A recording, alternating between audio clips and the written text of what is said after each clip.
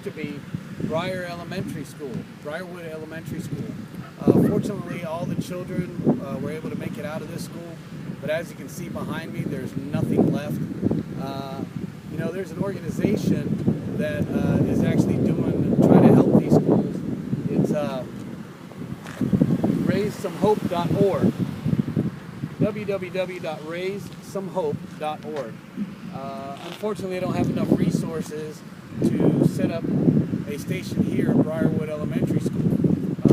So they're telling everybody to go over to Plaza Towers. Maybe if we visit them, you can visit www.raisesomehope.org and make a small donation. Maybe they can actually set up a station here for this neighborhood. If you look this way over here, you'll see that there are still some houses standing.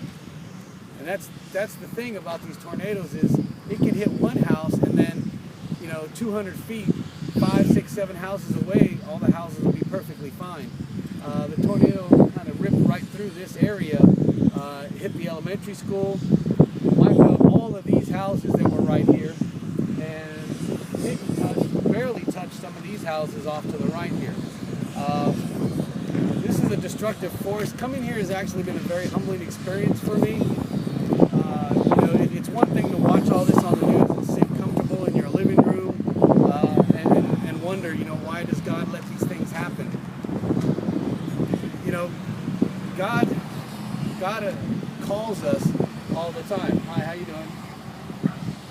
But a lot of times we don't listen. So sometimes, you know, we have to have grief in our lives. We have to have pain. We have to have loss so that we can call on God, because it's in those times that we call on God. And He wants us to be closer to Him. So to do that, you know, we have to suffer a little bit. You know, even in the Bible, Job suffered a lot, and Job was a faithful servant of God. You know, and sometimes we fall short as human beings. You know, it was devastating to me to know that my family, my sister, my niece, my brother-in-law, you know, and some of my high school friends lived in and around the Moore area and were going through this. I wish I could have gotten up here sooner to try and help with some of the recovery efforts. I know that a lot of churches, a lot of organizations, a lot of companies have come up here and tried to help out with this and try and help rebuild this community. But there's still a lot of work to be done. You know, you can go to Red Cross and donate. You can go to raisesomehope.org.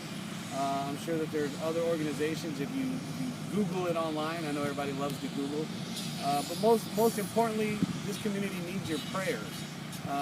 You know, they need you to pray at home, to go to your church, get your church members to pray, because they need a lot of help. You know, and it's amazing how strong this community still is. You know, and a lot of you drive around town, you see a lot of posters and banners that say "More Strong," and this community is sticking tight to each other, and they're holding on to their faith. And that's one of the things that's actually impressing me, is that in a time where faith and religion and churches are being attacked, you know, in city organizations, government organizations, you have towns like Moore, Oklahoma City, the whole state of Moore, that are banding together and are continuing to remain strong in their faith, and they're being very public about it. I myself try to be as public as I can about my faith, and making these little videos. Hopefully somebody out there watching these videos will sit there and something will touch you. Maybe God will speak to you in your heart, and He'll call to you, and you know, you'll make a change in your life. You know, you never know when your time is up. Only God knows that. He knows when it's your time. He knows when He's going to call you home. And until He does that, we should all be preparing for that call. And a good way to prepare for that is to get into a church, get into a good church. And it's not because it's an actual church, but it's because you can go somewhere and praise and worship God with other people who are praising and worshiping Him also. It's about the fellowship, because where two or more are gathered in His name, He is present. It says that in the Word of God. It says that in the Bible. You know, if you're at home, make time to pray. Make time to talk to God. Make time to thank God. You know, if you go to bed at night and the last thing on your mind is, you know, watching your favorite late show or watching your favorite late movie, maybe you can take 5 minutes before you go to bed and just thank God. Find 5 things that you can be grateful for and thank Him for them. You know, when you wake up in the morning, thank God for giving you another day and being able to spend it with your family and loved ones. Because so many people here in the city of Moore lost loved ones. They lost their houses. They lost their livelihood. They lost their memories. They lost pictures. They lost everything. But they still have their faith.